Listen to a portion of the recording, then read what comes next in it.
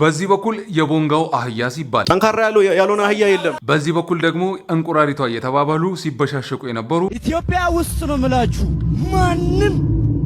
ማንም አሸንፈኝ የቲክቶኩን መንደር አጨናንቀው የነበሩ ለሶስት ወር ያህል አጨናንቀው የነበሩ ትላንት ፍጻሜያቸውን አግኝተዋል። ከ3 ቀን በፊት ነው ለመጀመሪያ ጊዜ ልጁ ፒዛ ይበላው። ኤፕሪል 25 ላይ ለመጀመሪያ ጊዜ ፌንት ይበላል። አንደኛው እገለዋለሁ ከዚህ በኋላ ህይወቱን ያጣል፣ በዚህ አይቀጥልም ይላል። ሌላኛውም ደግሞ ለመጀመሪያ ጊዜ ፌንት በህይወቱ ይበላል፣ ከዛ በኋላ አይነቃም የሚሉ ዛቻዎች ሲሰነዘሩ ነበር። እኔ ከመምጣቴ በፊት ሁላችሁም አሪፍ እድል ነበራችሁ።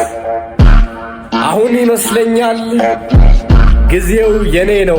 ያ ሁሉ ፍልሚያ፣ ያ ሁሉ ብሽሽቅ፣ ያ ሁሉ ስድብ ትላንት ፍጻሜውን አግኝተዋል። ትላንትናው ዕለት በኢትዮጵያ ታሪክ ለመጀመሪያ ጊዜ የኤምኤምኤ ፋይት ተደርጓል። በኢትዮጵያ አልተለመደም፣ ግን ትላንትና በስዌት ቦክስ አማካኝነት ይህ ውድድር ሊካሄድ ችሏል። ሁለቱ ምንም ያውቁት ነገር የለም። ምንድነው የተከሰተው?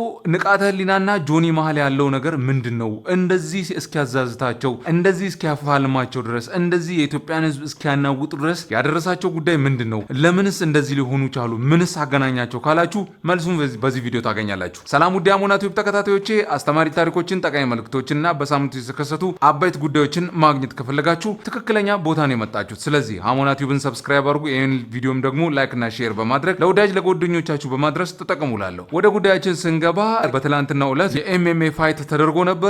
በዛም ፋይት ደግሞ ብዙ አይነት ውድድሮች ተደርገዋል። ብዙ አይነት የኪክ ቦክሲንግ አይነት፣ ሞይታይ፣ የተለያዩ አይነት የስፖርት አይነቶች ተደርገው ነበር እና ከነዚህ ውስጥ ግን በጣም አጓጊውና በጣም ተወዳጅ ሲጠበቅ የነበረው የንቃተ ህሊናና ጆኒ ጂጂትሱ መሃል ይደረጋል ተብሎ የታሰበው የኤምኤምኤ ፋይት ነበረ። በጣም ብዙ ሰዎች ጠብቀው ነበረ። ግን ለምንድን ነው እንደዚህ ሊጠበቅ ቻለ? ስፖርቱ ተወዳጅ ስለሆነ ነው ወይስ ምንድን ነው? ለምን እንደዚህ ተጠበቀ ካላችሁ ደግሞ በሁለቱ መሃል ያለው ቢፍ በጣም ጸዴ ነበር እና ቲክቶክ መንደሩን ሲያናውጡት ነበረ። አንደኛው ለአንደኛው ስም ሲያወጣ፣ አንደኛው ለአንደኛውም የራሱን ቅጽል ስም እየሰየመ ሲጠራሩ ነበረ። አንደኛው የቦንጋው አህያ ብሎ ሲሰይመው፣ አንደኛው ደግሞ እንቁራሪቷ እየተባባሉ ሲሰያየሙ ነበር እና ምንድነው ግን በመሃላቸው እዚህ ሁሉ ነገር ውስጥ እስኪገቡ ድረስ ያደረሳቸው ነገር ምንድነው የሚለውን በዚህ ቪዲዮ ነግራቸዋለሁ። በመጀመሪያ ደረጃ ጆኒን ማንም አያውቀውም ነበረ። ያው የራሱን ስፖርት የሚሰራ ሰው ነው። ጀስት ማንም አያውቀውም ነበር። በዛን ሰዓት ግን እነ ንቃተ ህሊና፣ እነ ገዜ ፋስትማን፣ እነ ሴዶ ማርሻል የተለያዩ አይነት አሉ ስፖርቶችን እንሰራለን የሚሉ ብሎኬት ይመታሉ፣ የተለያዩ አይነት አርቶችን ያሳያሉ፣ የተለያዩ አይነት የቴኳንዶ እንቅስቃሴዎችን ያሳያሉ። ብቻ ታቋቸዋላችሁ። በምስሉ ላይ አስገባላችኋለሁ የእነሱን ቪዲዮ። በጣም ብዙ ዛቻ ነው የሚዝቱት። ለምሳሌ ሴዶ ማርሻልን መስማት ትችላላችሁ። ሁለቱ ምንም ያውቁት ነገር የለም። እንደዚሁም የገዜ ፋስትማንንም መስማት ትችላላችሁ። ሌላም ሾው የሚያሳዩ ሰዎችን፣ ስፖርተኞችን ማየት ትችላላችሁ።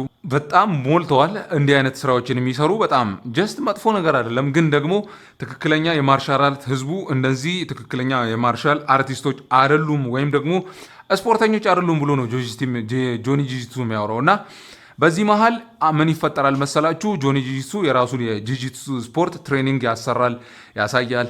እናም ደግሞ የ50 ሺህ ብር ቻሌንጅ አዘጋጅቶ እኔን ያሸነፈ ሰው 50 ሺህ ብር ይሸልማል፣ ከተሸነፈም ደግሞ በነፃ ይሄዳል፣ የሚከፍለው ነገር የለም፣ ግን ቪዲዮ የተቀረጸ ሶሻል ሚዲያ ላይ ይለቀቃል ብሎ ነበረ ያወራው። በጣም የብዙዎችን ትኩረት ስቦም ነበረ። ደግሞ በጊዜው በጣም ብዙ ሰዎችን አሸንፏል። ኦልሞስት እስከ 90 ሰዎችን የሚያክል ሰዎች ተወዳድረው ከሱ ጋር ፋይት አድርገው ማንም ጆኒን ሊያሸንፈው አልቻለም። እናም ደግሞ ምን ይከሰታል? ከዚህ በኋላ እንደው የሚችለኝ ስለሌለ በ100 ሺህ ብር አረጋለሁ ብሎ 100 ሺህ ብር አረገ። ግን ደግሞ እሱም በዛ ውስጥ ፕሮግረስ እያመጣ ስዊት ቦክስ ትሬነር ሆኖ ይገባል። ስዊት ቦክስ ማለት ጌታቸውን ታውቁታላችሁ። ይህ ሰው ነው፣ እሱ የሚመራው ጂም ቤት ነው እና ጌች በጣም ለስፖርቱ እየከፈለ ያለው ዋጋ በጣም ጸዴ ነገር ነው እና እሱ ጋር ይገባል። በዛውም ደግሞ እውቅናውም የጆኒ ጂጂትሱ እየጨመረ ይመጣል። በዛ መሃል አንድ ጊዜ እኔን የሚያክለኝ የለም የሚችለኝ የለም እነዚህ ስፖርተኞች አይደሉም ማለት ጀመረ ጆኒ ጂጂትሱ። እነዚህም ደግሞ የተለያዩ አይነት ፋይተሮች ዝም ብለህ ከመሬት ተነስተው ከማይችሉ ሰዎች ጋር ፋይት እያረክ ነው እንደዚህ ያልከው፣ ከሚችል ሰው ጋር ብትጋጠም እንደዚህ 90 ሰው ምናምን አሸንፋለሁ አትልም ነበር የሚሉ ሰዎች በጣም ብዙ ተከስተው ነበር እና ተነስተው ነበረ። በዛም ምክንያት ጆኒ ጂጂትሱ ደግሞ ከሴዶ ማርሻልም ጋር ቢፍ ነበረው። ከገዜም ጋር ደግሞ የተለያየ አይነት ቢፍ አስነስቶ ነበረ። እንደገናም ከንቃተ ህሊናም ጋር ደግሞ የራሱን ቢፍ አስነስቶ ነበረ እና የሚገርም ነበረ። ብቻ ከኔ ጋር ፋይት አድርጉ በጂጂትሱ፣ እኔም ደግሞ 100 ሺህ ብር ሸልማቸዋለሁ ካሸነፋቸው አለ። ይህን ሰው በካሊስተር ስፖርት ታውቁታላችሁ። እሱ ከዚህ ጋር ተወዳደረ፣ አሸነፈው። ከገዜም ጋር ተወዳደረ፣ አሸነፈው። ብቻ ከተለያዩ አይነት ታዋቂም ሰዎች ጋር ተወዳድሮ ነበረ። ግን እነሱ እንደ ፐርሰናል ኬዝ ነው ሲወስዱት። ለምሳሌ እነሱ በጂጂትሱ ኤክስፒሪየንስ የላቸውም። ለምሳሌ በካሊስተር እሱ ይበልጠዋል ጆኒ ስራ ይሄኛውን ብትለው እሱ የሚሰራውን ስፖርት አይሰራም። ጆኒም ይሄን ያምናል።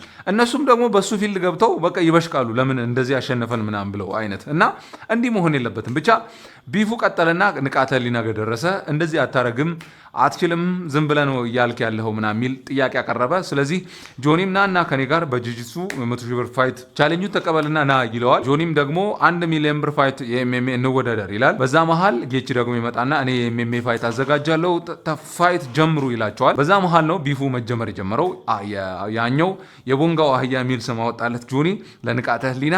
ያን ሊል የቻለበት ምክንያት ንቃተ ህሊናን ካያችሁት ሞተር ይሸከማል፣ የተለያዩ አይነት ከባድ አይቻሉ የሚባሉ ነገሮችን ያደርጋል እና ሞተሩ እሱን መሸከም ሲችል እሱ ሞተር ይሸከማል ብሎ ነበረ ያንን ሲያወራ የነበረውና ትንሽ ለመበሻሸቅም ሲሞክር ነበረ። በገጠር ልጅነቱም ሲፎግረው ነበር። የገጠር ልጅ ነህ እያለው በጣም ብዙ ትችቶች ሲያመጣበት ነበረ። ከተማ መጥቶ ነው ለመጀመሪያ ጊዜ በርገር ፒዛ ይበላው፣ አሁን ነው ፌንታ በለዋለው፣ ሱፍ ለመጀመሪያ ጊዜ ለበሰ ምናምን የሚሉ ብዙ ነገሮችን እያወራ ነበር እና ሁኔታዎች ሲደረጉ ነበረ። በጣም ብዙ ነገሮች ሲወሩ ነበረ።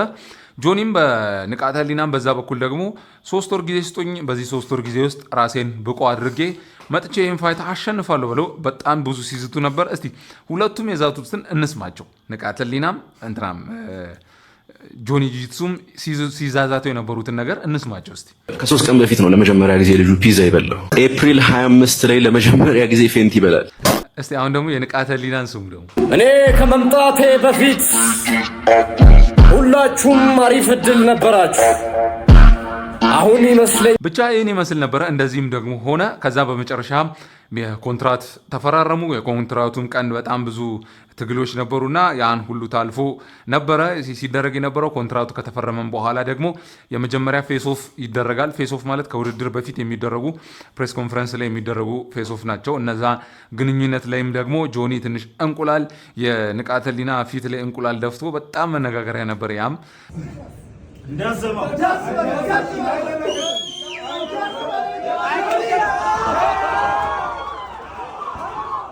በጣም ብቻ አስገራሚ ነበረ ፋይቱ። ሰው ሁሉ ሲጠብቀው ነበረ። በቃ ተገዳደሉ የሚባል አይነት ነበረ ፋይቱ። ከዛ በኋላ የማይደርስ የለም። ያ ቀን ደርሶ በትላንትናው ዕለት ግን ያን ሲገናኙ 1 ደቂቃ እንኳን አልጨረሱም። 45 ሰከንድ ምናምን የቆዩት። ምክንያቱም ኦቬስ ነው እየታወቅ ነበረ።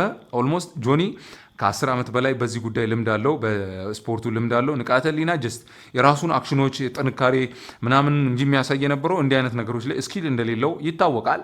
ያው ድንገት የሆነ ነገር ተፈጥሮ ሀምብል ካረገው በሚለው ነበረ ሲተላለፍ የነበረው እና ጆኒ ጂጂትሱ ሀምብል አድርጎታል። ብቻ የሚገርም ነበረ።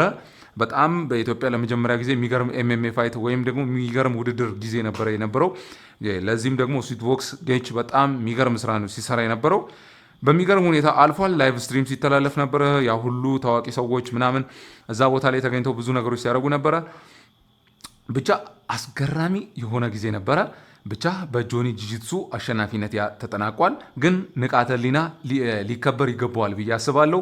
አንደኛ ምንም ኤክስፒሪየንስ ሳይኖረው 3 ወር ትሬኒንግ አድርጎ ነው እዛ ቦታ ገብቶ ሲጫወት የነበረው። ብዙ ሰዎች ለምሳሌ ጆኒም ሲያወራ ጌችም ሲያወራ ከሰማችሁት በዚህ ውድድር በጣም ብዙ ሰዎች ማስተር ነኝ የሚሉ ኑ ብለናቸው እምቢ ብለዋል። ግን ደግሞ ጆኒ ንቃተ ህሊና ተቀብሎ ነው የመጣውና ጀግና ሰው ነው የሚያስፈልገው። እንዲህ አይነት በጣም ብርቱ ሰው ነው የሚያስፈልገው። እኔ ጋር እንደው ከፈለገም መጥቶ ትሬን ያደርጋል፣ ሲያስፈልግም እንደ ኮችም እንጠቀመዋለን፣ ብቻ ውጭም ሀገር ሄዶ እንዲወዳደር እናደርገዋለን ብሎ ነበረ። ጌችም ንቃተ ህሊና ሊከበር ይገባዋል። ያለ ኤክስፒሪየንሱ ያለ ልምዱ ገብቶ ነው እዚህ ቦታ የታገለው። ግን በቃ አሸናፊ ነው እሱም ብለን እናስባለን። ይሄን ይመስል ነበረ በትላንትናው ዕለት። ያው ቢፉ ከዛ ጀምሮ ነው እስካሁን ድረስ ሊደርስ የቻለው። ግን ጥሩ ጊዜ ነበረ፣ ጥሩ የውድድር ጊዜ ነበረ። ለኢትዮጵያም የመጀመሪያ ትምህርት አስተምሯል ብለን እናስባለን። ቀጣይም ደግሞ የሚዘጋጁ ፕሮግራሞች ከዚህም የተሻለ ናቸው ብዬ አስባለሁ። ስለዚህ የነበረን ጊዜ ይህን ይመስል ነበረ። በቀጣይ ጊዜ እስክንገናኝ ድረስ በደህና ቆዩልኝ። ሀሳብ አስተያየታችሁን ኮመንት ላይ ጻፉልኝ። ይህ ቪዲዮ ላይክ፣ ሼር፣ አሁናት ሰብስክራይብ ማድረግ እንዳትረሱ። በቀጣይ ጊዜ እንገናኝ። በደህና ቆዩ። በብልሃት ነው